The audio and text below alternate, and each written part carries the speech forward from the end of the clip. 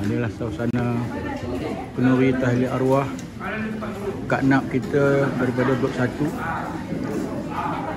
Dia buat dia kat kedai dia. Ini pada tetamu yang datang sedang menjamu selera. Alhamdulillah, makanan beraneka jenis, kuih muih, buah-buahan dan air. Inilah warga Kondor Rakyat bersama-sama menjamu selera. Tengok dia punya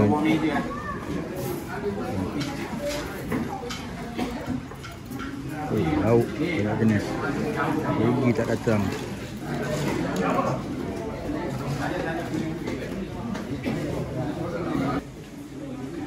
Tetamu yang hadir makan menjamu selera. Oh, itu Haji Jip. Selera makan. Okey Haji ya? Tadi makan ni je tadi. Oh. Sudah subuh hanya. Oh, itu aja tak cukup. Oh, tengok abang kita makan. Tunduk selera. Oh, kita tengok lagi tempat lain.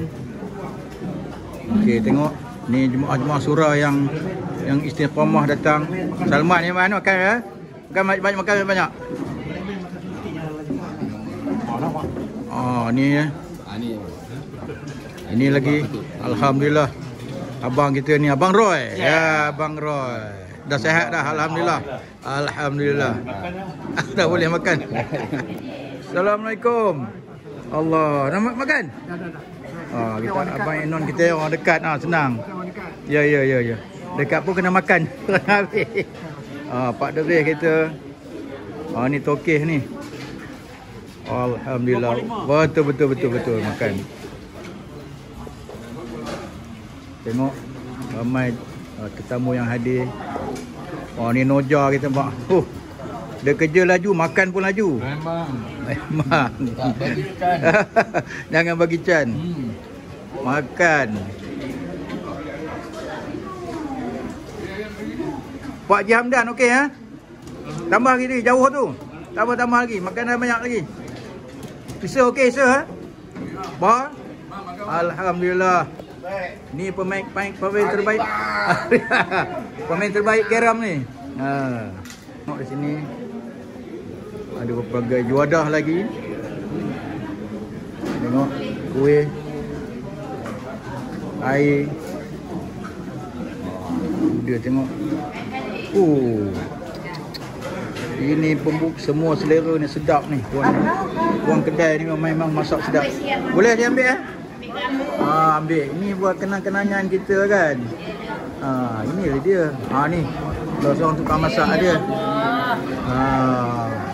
Kak Mah Ramadan. Tak boleh lekang ya. Alhamdulillah. Jaga wan dia. Ni sana ada lagi. Ni pun tukang masak, orang ramai. Alhamdulillah. Okey.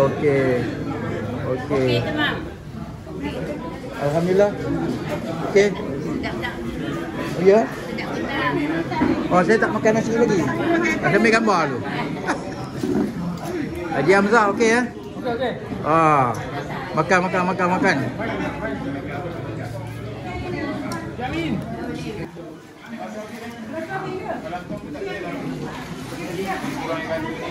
Okey. Sekianlah saja video yang dapat saya rakam pada hari ini. Batan kita selera makan nampak. Pagi tadi makan mie je, bihun. Betul. Kejap lagi. Okey, sekianlah saja video yang dapat saya buat pada hari ini. Sekian, terima kasih. Assalamualaikum warahmatullahi wabarakatuh.